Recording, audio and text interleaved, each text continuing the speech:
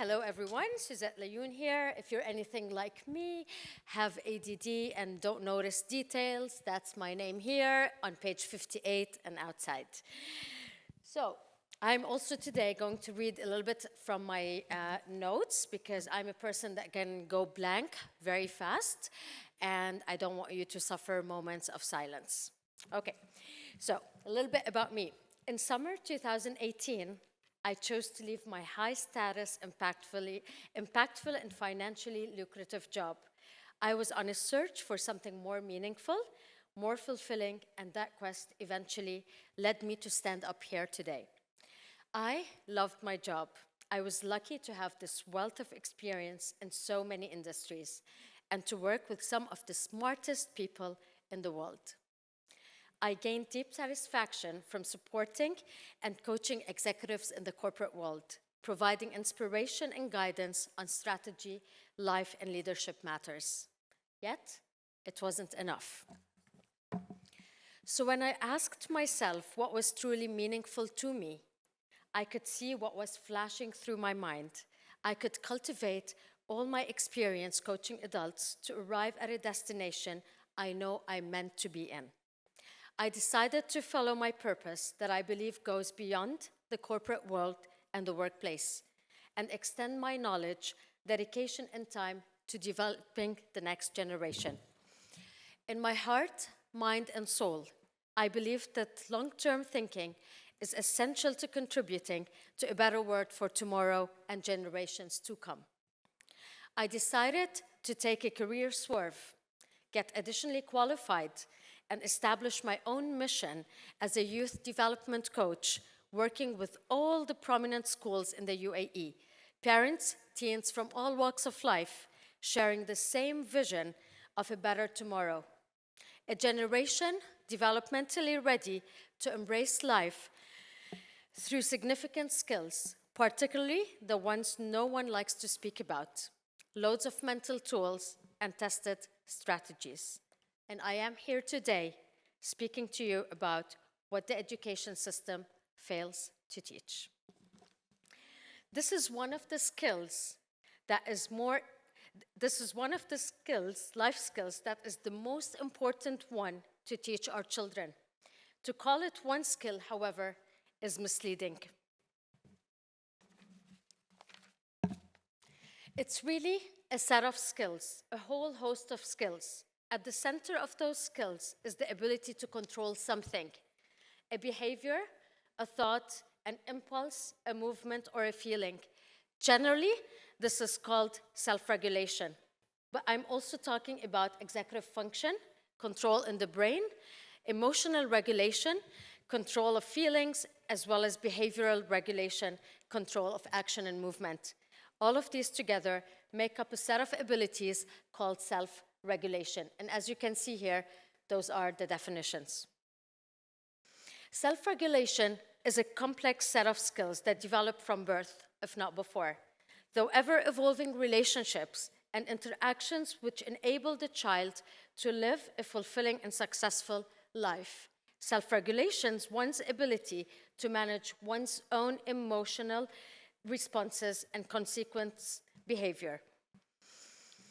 In order to get on with the serious business of life, self-regulation has to be a key in education. As you can see here, executive function, emotion regulation, and behavioral regulation. Some of the strategies in self-regulation.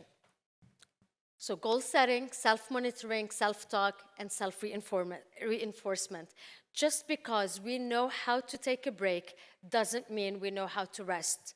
It's not as simple as remembering to breathe, being more present, or periodically going on vacation. It involves specific practices, nervous system training, and an understanding of how the mind and body can self-regulate. Starting as early as preschool, when students learn and practice self-regulation skills, they can build academic achievement, social competence, and positive growth throughout their lives. Research shows Students with strong self-regulation skills have higher academic achievement and are less likely to act in impulsive or aggressive ways. They're also more likely to get along well with others and have strong social skills.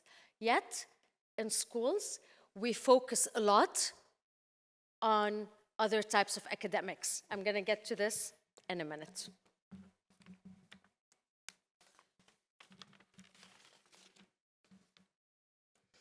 How many of us are stressed today? I feel that so many people in this room, as educators, parents, we can relate to this. How many of us are really stressed? Yes? Anyone? Is there Zen in the room today? Okay. How many of us know how to self-regulate and manage our stress? You do? That's awesome. Take a second to imagine how much life would have been better if growing up we learned to manage our stress levels, right? Schools were busy teaching us how to define mitochondria or how to solve an equation or how the physics and chemistry, which is all important. But guess what? Knowing those skills in life without you being able to manage your stress, manage your emotion, manage your response to things will do you no good. We depend every day on executive functions and emotion management to navigate life. In short, being able to self-regulate is how we manage stress. Let's look at everyday life stressors for students. Look here, major student stressors, parental problems, taking a test, making friends, fear of judgment. How big is fear of judgment? Everywhere, not just for students. Birth of a brother or a sister, moving to a new school, not having enough money, teacher who doesn't like me, and failing at school, right? So this is basically the biggest chunk of a student's life. Let's look at some adult stressors: job security, health, financial obligations, economy, loss, time and anticipation. We always seem to be running out of time. There's never enough time to do the things we want to do. Relationships, and obviously personal safety. The concept of schooling was designed to prepare young people for the adult world, not just in the trade opportunities, but also in maintaining relationships and dealing with other people. While school presented an opportunity for young adults to simulate current world scenarios, it may have unintentionally introduced another real-world concept: student stress. Statistics reveal a concerning truth: student stress is real, and in some cases, may be on par with the stress that adults deal with today. The second slide speaks a lot. I'm going to give you a second to look at the figures that seem disgraceful. For a world that's now going to Mars, a world that's inventing everything, we still have students and adults suffering from chronic stress. If you look at the 500, at this part, 500, the average number of Japanese students below 20 years old who commit suicide each year, and before September. Why? Because it's before the school year. That's not a small number.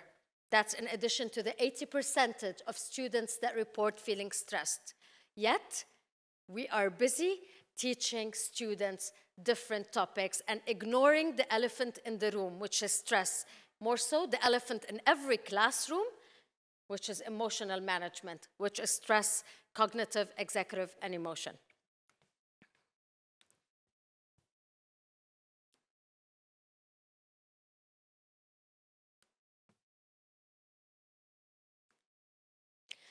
Yet, self-regulation is not embedded as an integral part of education. Even with those statistics and the impact of stress, I'm not going to go onto the medical health, but the impact of stress on health is real. Yet, we're busy teaching our students and the next generation things that are not necessarily related to them navigating life. Have you ever heard of the statement, execution eats strategy for lunch? Well, in this case, stress eats calculus, English, math, biology for dinner. The secret is that students must learn the skill to manage their thoughts and emotions, and consequently, their stress.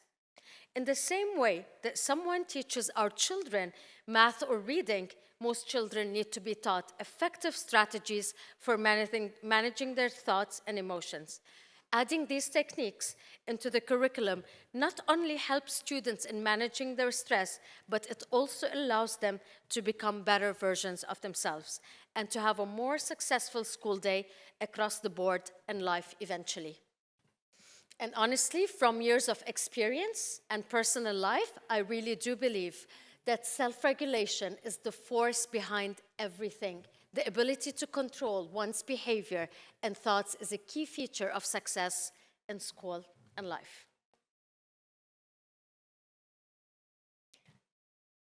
This is a sample framework of embedding a curriculum that focuses on self-regulation. So the explicit teaching of self-regulation skills is so important for students, yet there's another piece of this work that's just as important: the mindset of the teacher.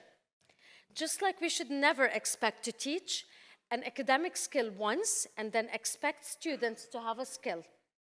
The same is true for skills like self-regulation. We must recognize that students will need practice, coaching, guidance, and lots of practice. We also need to understand that the teaching of self-regulation should be an integral and ongoing part of our work, not an annoyance or hindrance to the real academics. Quite simply put, if we want our students to develop self-regulation, then we need to devote the time, energy, positive energy, and effective skills that we do to the teaching of anything that our students need. So this is a call for action, basically. So how do we teach skills like self-regulation? We use all of the great teaching strategies we use to teach academic ones.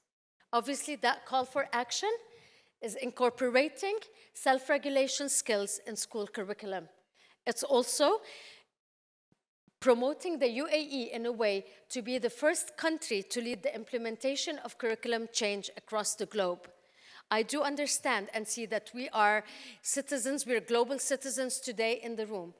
If any of you feels that this is something that you can take forward to your country as a curriculum change and incorporating self-regulation and stress management into your education, then please do so. Please reach out.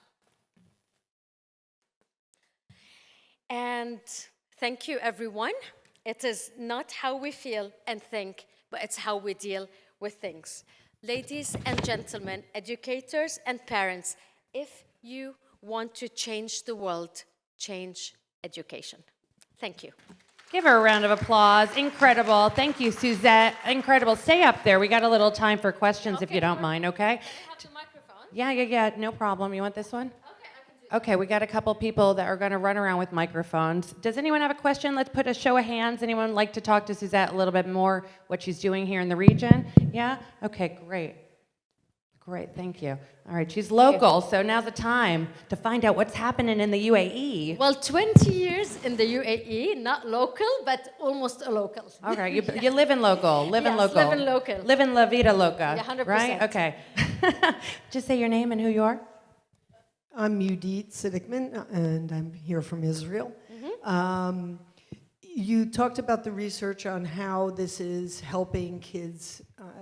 Do you differentiate, or can you talk about, is it different for boys than it is for girls? Obviously, the development of boys and girls differ in milestones and differ in how the brain is wired. So yes, however, self-regulation, if you can let me go back to one of the slides. Here. So if you look at this from children, for example, from 3 to 8, what would the focus be? Learning to understand and manage emotion. Preteens and teenagers, strengthening self-regulation skills. So it doesn't necessarily have to matter the gender in this case, but it's a range of age that is what's important in this. Was there a follow-up for that? That's a good answer? Okay. Great. Okay, we got another one. Microphone's running.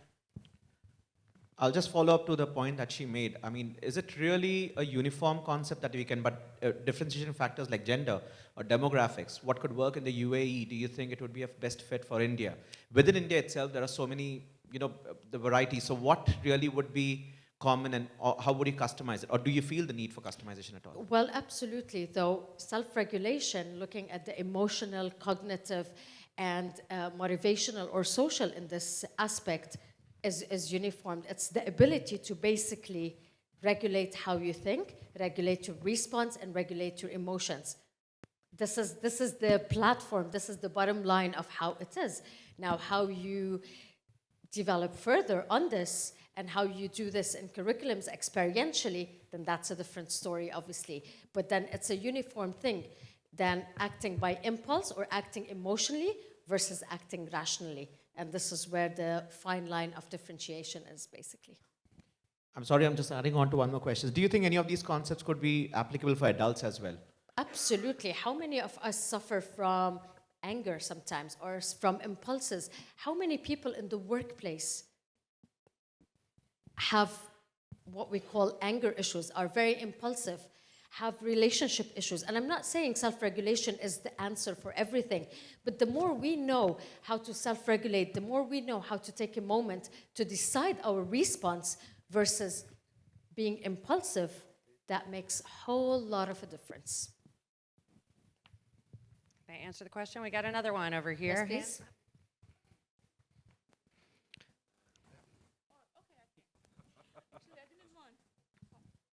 Actually, I didn't want, but I can say. Okay. Yeah. Just this question about impulsiveness. Okay. Yes. Thank you. Yes. And I'm kind of sometimes very impulsive at work, and sometimes I'm trying to control myself. But I think every person has this. The main thing is to deal with it and to just object it and take it as a fact and work against it. That's Absolutely. And this is a work in progress. It isn't something that we just learn in school and then we go to life and do something else. How many of us remember every detail we learned in school? How many of us remember the stress we stressed over tests and an equation that we never used again? But guess what? We will always use self-regulation. It's an everyday thing that we have to do.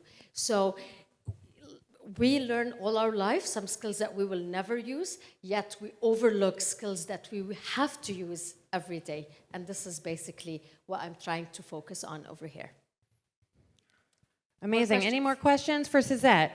Look, she has her LinkedIn up there, her Instagram. Who's connecting? Who's connecting? You guys connecting? Now's the time. You got it up there. Good job. Good job. Lizette, give her a round of applause.